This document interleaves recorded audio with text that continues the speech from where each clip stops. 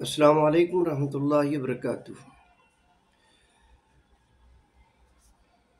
مجھے ضمیر کاظمی صاحب کے حوالے سے کچھ گفتگو کرنی ہے۔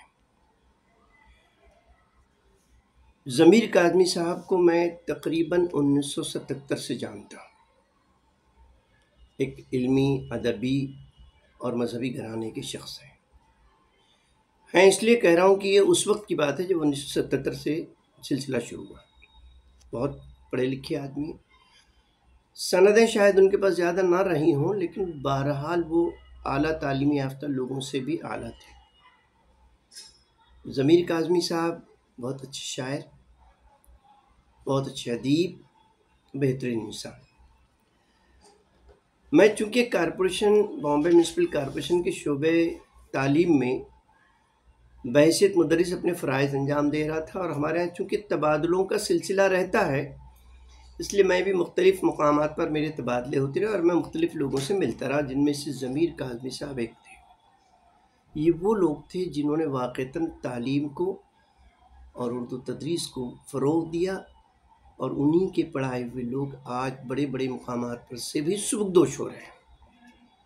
بہرحال ضمیر کاظمی کی ویسے تو ان کی بہت ساری تخلیقات ہیں، جن میں شعری تخلیقات بھی ہیں، نثری تخلیقات بھی ہیں، نظم بھی کہتے تھے، حمد بھی کہتے تھے، مناجات بھی کہتے تھے، سلام بھی کہتے تھے، اور یہ بہت اتنا ٹیلنٹ اور اتنی ساری خوبیاں ایک شخص میں ہو لازمی نہیں ہے، لیکن ضمیر کاظمی صاحب میں تھی۔ منیر کاظمی کے یہ فرزند، منیر کاظمی بھی ایک بڑے شاعر گزرے ہیں، اور پھر ان کے والد صاحب بھی، یعنی ضمیر صاحب کے دادا جان آرزو لکھنوی۔ یہ نام تو اگر کسی شاعر کے سامنے، کسی پڑھے لکھے آدمی کے سامنے لے لیجئے تو اپنے آپ میں آنکھیں بھی روشن ہو جاتی ہیں، دماغ تو بالکل اچھی طرح منور ہو جاتا ہے۔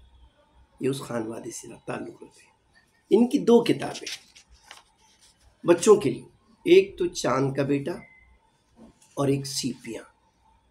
حضرات، آپ کو جان کر تعجب ہوگا کہ چاند کا بیٹا اور سیپیاں، ایسا نہیں کہ اس میں صرف نظمیں ہیں یا اس میں بچوں کے لیے صرف کہانیاں ہیں، نہیں، انہوں نے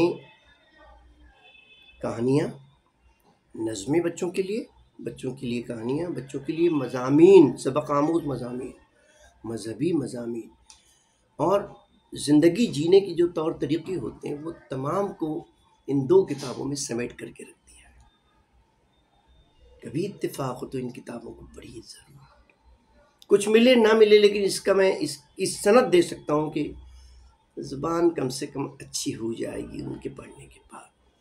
جس طرح ہم کہتے ہیں کہ ہم نے جو ہے تو کہانیاں پڑھ کے اور وہ جاسوسی کہانیاں پڑھ کر کے ہم نے اردو سیکھی ہے، تو واقعتاً ضمیر کاظمی کی اردو پڑھ کر کے بچے بھی اچھی اردو بولنے لگتے ہیں، پڑھنے لگتے ہیں، لکھنے لگتے ہیں۔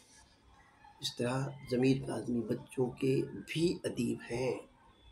یہ الگ بات ہے کہ اس وقت وہ ہمارے درمیان موجود نہیں ہیں، لیکن بہرحال ایک بڑے ادیب کو ہم نے کھو دیا ہے۔ ہم نے کھویا کیا ہے، جو وقت مقررہ ہے اس پر وہ چلے گئے، اللہ تعالیٰ نے بلا لیا۔